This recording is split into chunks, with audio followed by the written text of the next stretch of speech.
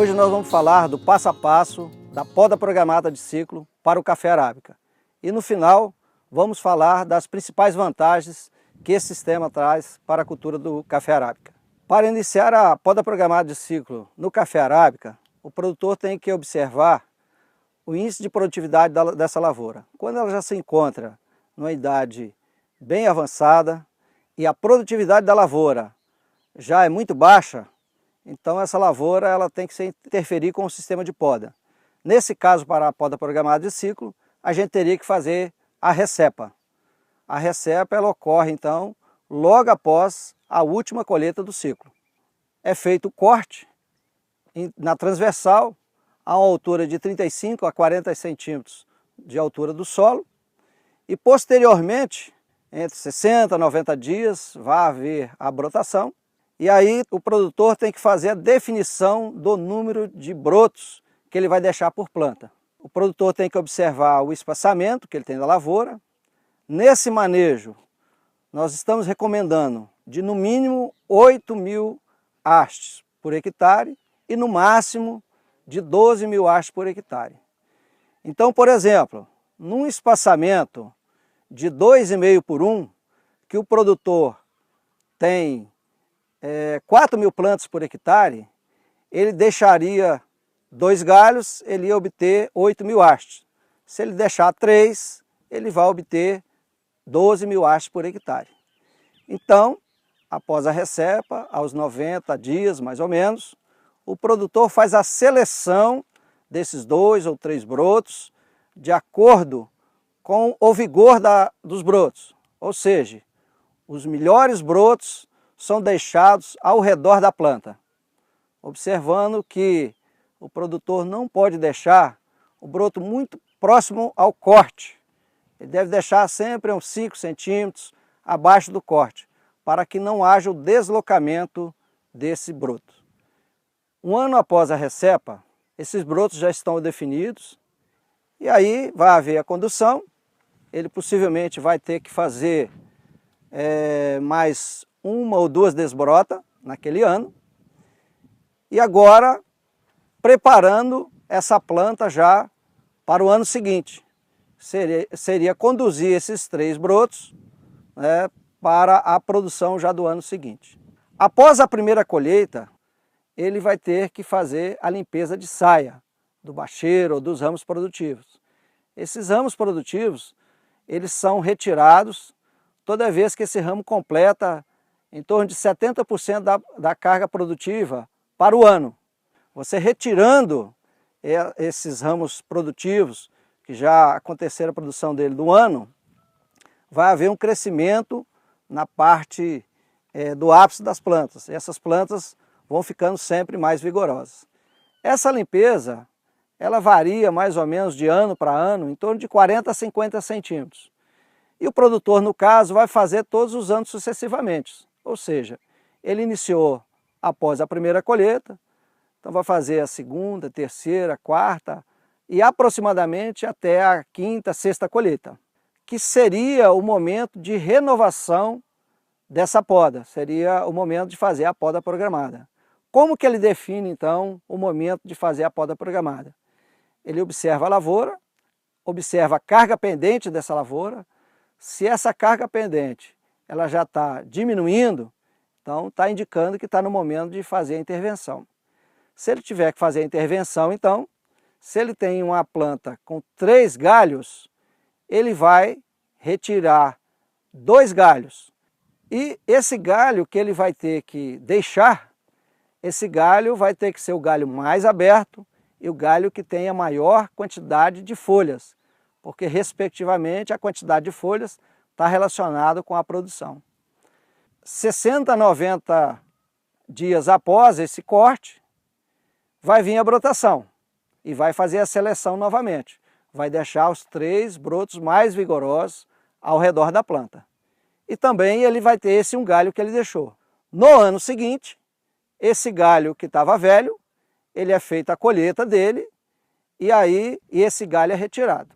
É importante lembrar que esse um galho que foi deixado, ele representa de 30% a 40% de produção para o ano na propriedade. um valor expressivo para o produtor. No ano seguinte, essa brotação já está com 1 ano de idade e vai ter novamente a primeira produção de renovação da poda programada de ciclo. Após essa brotação emitir a primeira colheita, tiver a primeira colheita, novamente vai se fazer a limpeza. E assim continua o ciclo sucessivamente. Já para lavouras que vão ser implantadas, o produtor deve fazer o vergamento dessas plantas com 100 a 120 dias e 40 a 60 dias após, novos brotos eles vão começar a aparecer. O produtor vai fazer a seleção do número de brotos que ele queira e aí ele dá a condução dessas plantas. No caso, na condução das hastes, conduzindo com 2, 3 ou 4 hastes de acordo com o espaçamento. Posterior a isso, ele vai dar a sequência do manejo anteriormente falado para a poda programada de ciclo. Outra situação que o produtor pode fazer é a condução do corte da ápice principal, que a planta vai emitir 2 brotos. São inúmeras as vantagens que a gente observou depois que começou a adotar essa tecnologia. Uma delas é a facilidade de colheita, entendeu? Há um maior rendimento de colheita por saco, por dia, por indivíduo. E você diminui o custo dessa colheita em 50%. Rapaz, essa poda nos ajudou muito, uma certa economia aí na colheita, né? A colheita manual. Né? O safrista acaba preferindo para ele colher essa lavoura com podada, desramada, né? A produção fica mais na parte de cima, os galhos mais abertos, então facilita muito. E o produtor, na hora de colher, tem um rendimento muito alto nessa colheita. A outra vantagem é a uniformidade da florada. Por conseguinte, o maior número de cafés maduros, o maior número de cafés cerejas, fazendo com que você, no processamento do café, tanto o cereja natural ou o cereja descascado, você consiga uma quantidade muito maior. Em consequência disso, você consegue preços melhores.